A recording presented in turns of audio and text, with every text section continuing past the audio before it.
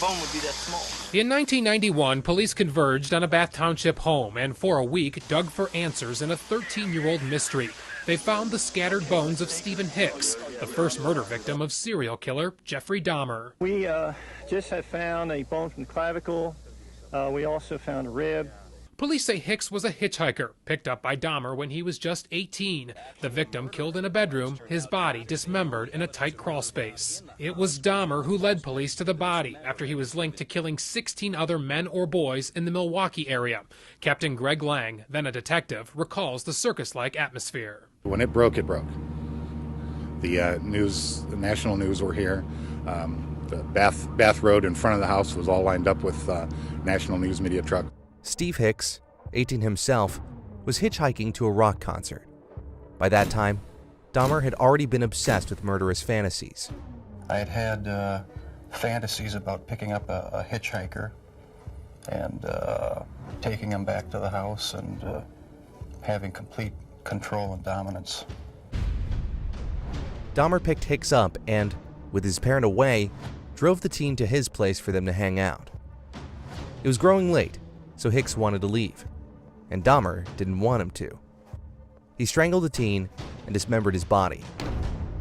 Later, he bagged it and, using nighttime to disguise his actions, drove the bundles to dispose of the remains elsewhere. When the police pulled him over, Dahmer told the officers how his parents had just divorced, how depressed he was staying in a big house on his own, and that now he was simply taking the trash out to the city dump. It was all true, save for the actual reason of the late-night cruising.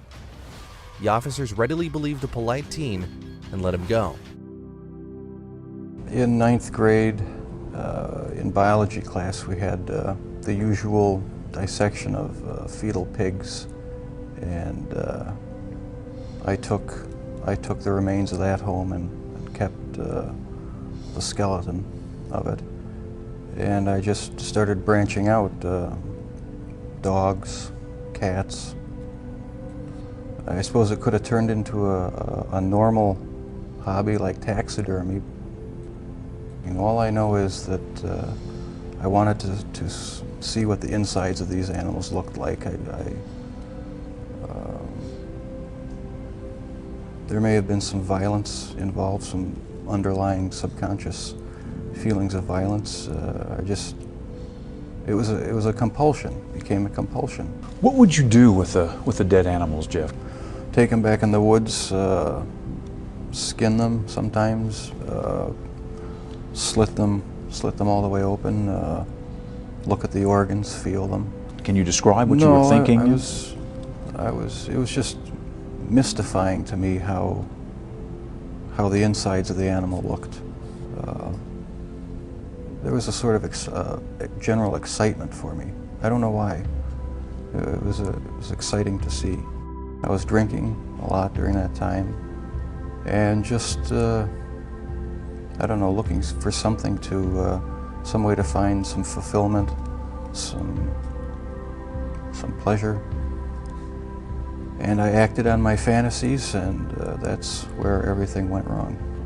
Did you ever tell yourself, I have to stop this, I must stop doing this? Yes. When it was going on?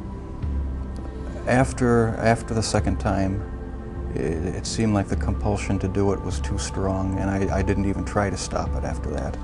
But before the second time, things had been building up gradually. Going to bookstores, going to the bars, the gay bars, bath clubs. When that wasn't enough, buying sleeping pills and using it on various guys in the bath clubs. It just escalated slowly but surely. And after the second time, which was not planned, it was out of control. It felt like it was out of control. Were you relieved to be arrested? Part of me was, and part of me wasn't. Explain. I don't know. It's like I don't believe I have a split personality, but you know the feeling where you're sort of glad about something, but on the other hand you're not. that's how it was. It was a relief not to have to keep such a gigantic secret that I had kept for so many years. And once I saw that I had no choice but to face it, I decided to face it head on and make a full confession. So I am glad that the secrets are gone. I just get angry with other people who think that they have a right to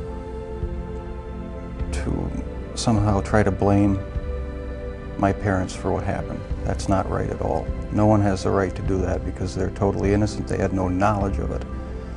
And that angers me.